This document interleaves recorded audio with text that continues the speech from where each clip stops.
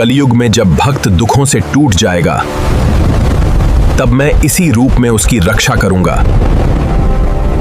अगर भगवान सच में हैं, तो खुद अपने मंदिर को बचा लें। ये सिर्फ भगवान नहीं, भक्तों के सेठ हैं।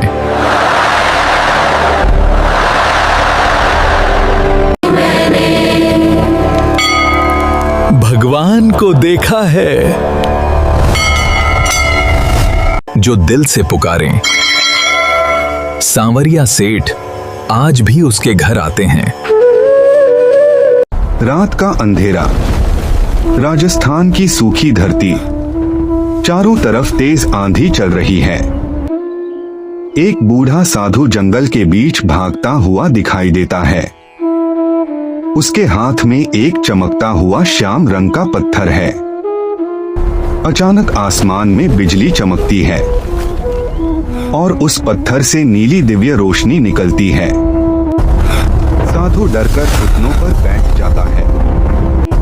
तभी आकाश से आवाज आती है, जिस दिन मेरा सच्चा भक्त मुझे पुकारेगा, उस दिन मैं संसार के सामने प्रकट होऊंगा। और उसमें भगवान कृष्ण का चेहरा दिखाई देता है।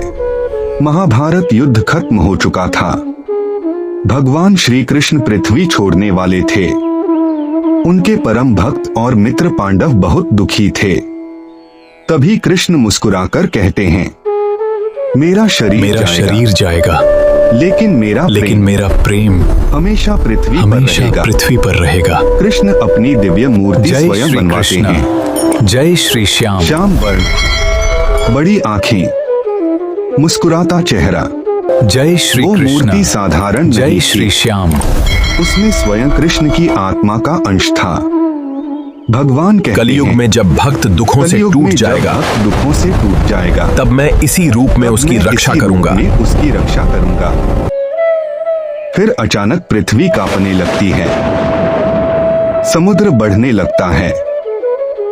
द्वारका डूबने लगती है।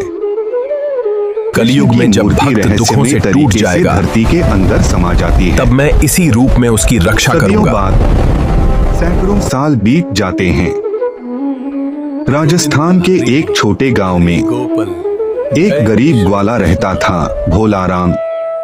वो हर दिन भगवान को याद करता था, लेकिन उसकी जिंदगी दुखों से भरी थी। गरीबी, बीमार माँ, सूखा पड़ा खेत। एक रात भोलाराम रोते हुए बोलता है, हे ठाकुर, अगर सच में हो तो एक बार मेरे घर आ जाओ। उसी रात उसे सपना आता है। एक श्यामवर्णी दिव्य पुरुष कहते हैं, मैं धरती के अंदर हूँ, मुझे बाहर निकालो। बेटा, भोलाराम सुबह गांव वालों को बताता है। सब उसका मजाक उड़ाते हैं, लेकिन उसकी बूढ़ी माँ कहती है, निकालो। बेटा, सच्चे भक्त को भगवान जरूर मिलते हैं। भोलाराम जंगल के बीच खुदाई शुरू करता है। 3 दिन तक कुछ नहीं मिलता। चौथे दिन धरती अचानक कांपने लगती है। आसमान में बादल गरजने लगते हैं और मिट्टी के अंदर से नीली रोशनी निकलती है। गांव वाले डरकर पीछे हट जाते हैं।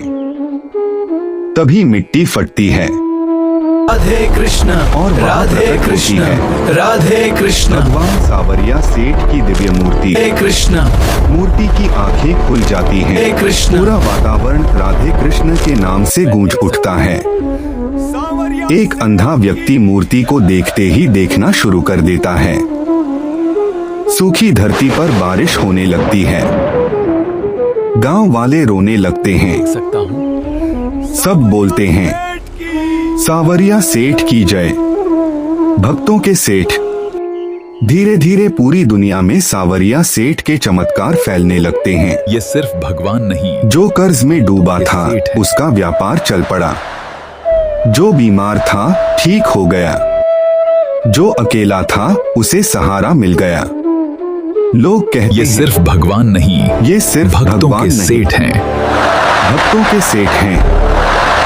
मंदिर में सोना चांदी आने लगता है। लेकिन पुजारी देखता है हर रात मंदिर का धन गायब हो जाता है। एक रात वो छिपकर देखता है और जो देखता है उसे देखकर कांप उठता है।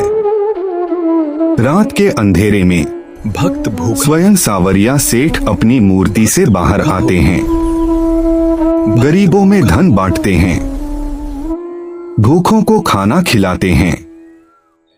पुजारी रोते हुए उनके चरणों में गिर जाता है।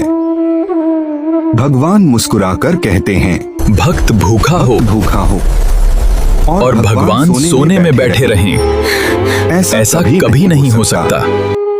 सबसे बड़ा संकट, एक लालची राजा मंदिर का खजाना लूटने आता है। वो हंसते हुए अगर कहता भगवान है, सच में अगर हैं, भगवान सच तो में हैं, खुद अपने मंदिर तो को खुद बचा अपने लें। मंदिर को बचा लें। राजा सेना लेकर मंदिर पर हमला कर देता है। मंदिर को बचा लें। अचानक पूरा आकाश काला हो जाता है। राधे कृष्ण। मंदिर की घंटियां अपने आप बजने लगती हैं और मूर्ति की आंखों से दिव्य प्रकाश निकलता है। राजा की सेना पत्थर बनना शुरू हो जाती है, धरती फटने लगती है। तभी भगवान सांवरिया सेठ विशाल विराट रूप में प्रकट होते हैं। श्याम शरीर, सिर पर मोर मुकुट, आंखों में पूरा ब्रह्मांड, हाथ में सुदर्शन चक्र घूम रहा है। भगवान गरज कर कहते हैं, भक्तों का है। धन मेरा नहीं, जय श्री कृष्ण। मेरे भक्तों का है। सांवरिया सेठ। राजा डरकर उनके चरणों में गिर जाता है। सालों बाद भोलाराम बूढ़ा हो चुका है। वो मंदिर की सीढ़ियों पर बैठकर मुस्कुरा रहा है। उसकी आंखों में आंसू हैं। वो धीरे से कहता है, मैं भगवान को देखा है। तभी मंदिर के अंदर से बांसुरी की आवाज आती है और ऐसा लगता है जैसे जो दिल से सांवरिया पुकारे। सेठ मुस्कुरा रहे हों। जो सांवरिया दिल से पुकारे। सेठ आज भी उसके घर सांवरिया आते हैं। सेठ आज भी उसके घर आते हैं। जय सांवरिया सेठ।